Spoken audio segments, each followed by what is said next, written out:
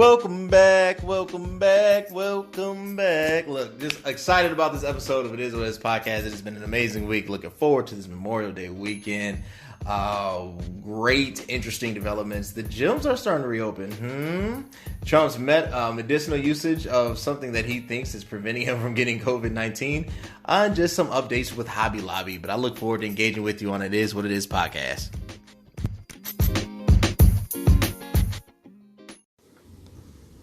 Anchor is the easiest way to make a podcast. It gives you everything you need in one place for free, which you can use right from your phone or computer. Creation tools allow you to record and edit your podcast so it sounds great. They'll even distribute your podcast for you so it can be heard everywhere: Spotify, Apple Podcasts, Google Podcasts, and many more. You can easily make money from your podcast with no minimum listenership.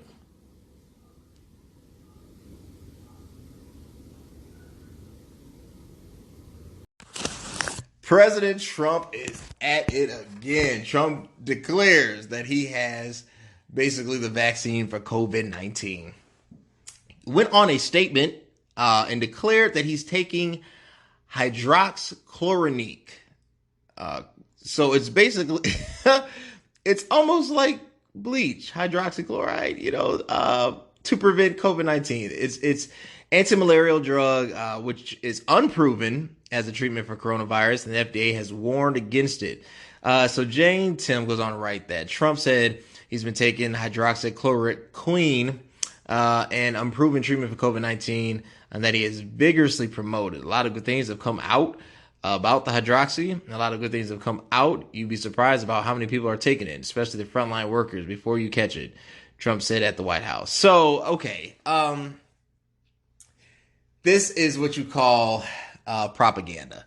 So obviously there is a rush. It's like the gold rush for the vaccine, because basically whoever gets there first, that's their paycheck. That's their $1 billion. That's striking gold. That's striking oil. It's a global need. Everybody in the world needs the vaccine. So the desire and the pressure to get there first is creating unvalidated medical claims. We're using basically substitute medicines that are treating other diseases that might have an effect on the possible symptoms of COVID-19 to basically declare the winner. The danger is when it has not been proven and you false feed this information to the masses, the tendency for this practice becomes highly alarming, the usage rate, because you'll have people trying to acquire it or get prescriptions for it, thinking that this is going to prevent them from getting it, thinking that this is the way. And then it increases the price.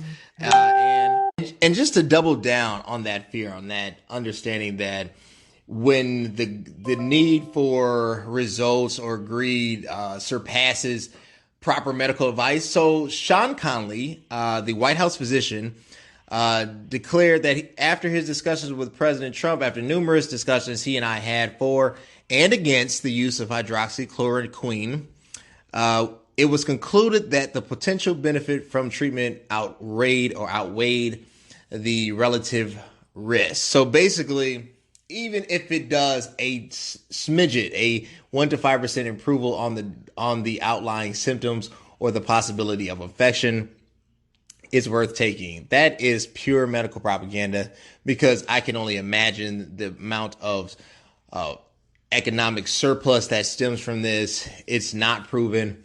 It's like you have an infection, but one of the symptoms of the infection is a runny nose.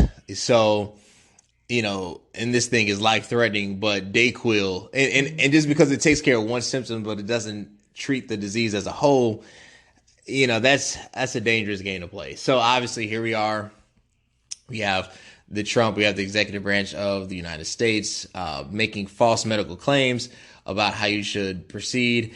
Now, if this does have real medicinal benefit, if it can garner even on a minuscule scale a 10% to 30% approval rates or protection rates from COVID-19, then I think the proper discussion is we need to test this adequately and get this on the market in a surplus fashion, right? because if it really is, and maybe he just might be onto something, then that's what you have to focus on. How do we get to this usage rate faster? But until then, we'll never know. So Hobby Lobby's in the news again because Hobby Lobby basically purchased a Gilgamesh tablet that, unbeknownst to them, they believed was the original writing and manuscript of Gilgamesh, the story of Gilgamesh, and basically the Hammurabi Code, and placed it in their, obviously as a replica, right? But in their kind of display of what is called or featured in the Museum of the Bible in Washington, D.C. And now it has been basically they've been told to bring it down. The problem or the issue is that to say, obviously there, if you ever read the Code of Hammurabi, there is parallel. There are ethical references that mirror the Mosaic writings as far as civic justice and duty. So you can deduct or infer that, you know, that was the source of influence and interpretation and inspiration, but it's hard to say. I think this is the problem.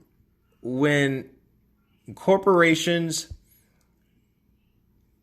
diversify their portfolio to a point that they do too much, you know, that they start becoming subject matter professionals in areas that they do not have a strong hold over or the talent and personnel and expertise to suggest certain things, that's when you, I think, lose your audience. So that's when you do a danger to yourself. Everybody has a lane, right? And I have nothing against Hobby Lobby. I mean, Hobby Lobby has had some, you know, controversial marks or stances in the past, but they stand true to their beliefs and culture and impact statements and their values as an organization. That's them.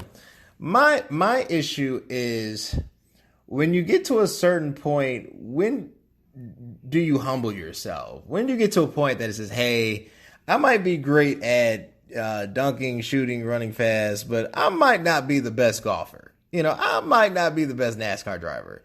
Like, all skills are not transferable. All experiences are not relatable. Just because you excel and dominate in one specific area doesn't mean you're going to dominate in all of them. I think it gives you fortitude and historical success and things you can draw upon. But to say that, you know, this is what validates me, you know, and that's basically what happened. So they've been told to take down, obviously, the Gilgamesh tablet, and they're kind of, you know, butthurt about it. But, you know, that's what happens when you are trying to do too much, and instead of sticking to the formula of just providing the products and services that you are known to provide, you want to go off into the deep end. All right, the Docuseries, the 10-part Docuseries, The Last Dance, featuring basically Michael Jordan and the Bulls, or just more of the focus on Jordan, is finally over.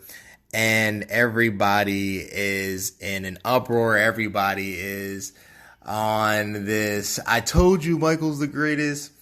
The documentary does not, and I repeat, it does not, or is not, I should say, an indictment upon LeBron's career, Kobe's career, or anybody in that category. It showed a few things. It showed that to be the best, you have to be selfish. You have to have this attitude that can be potentially at times harmful, potentially very self-focused, and ultimately driven. It showed what it takes to be great. It showed how great really Michael is. It shows how much of a competitor and how tenacious and how just driven this individual is. But it also showed what it costs to be successful, to be great. I think that the docuseries was fantastic. They probably could have went a bit more in depth.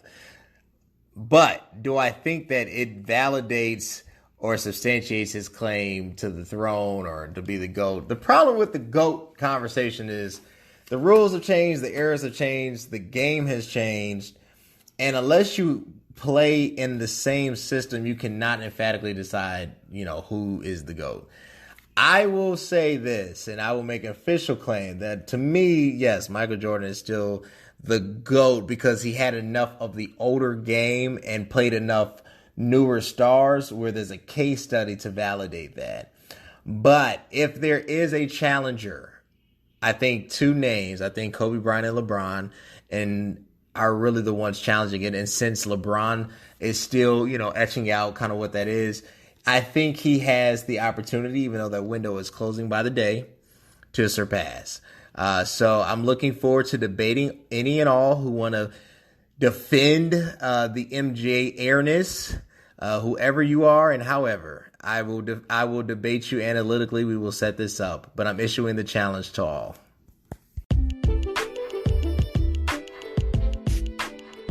All right, guys, this has been a great episode of It Is What It Is podcast. Connect with me on IG at CVMK33. Look, if you like it, listen, share, subscribe, comment. If you don't like it, still comment. I would love to hear from you, but until next time, thanks.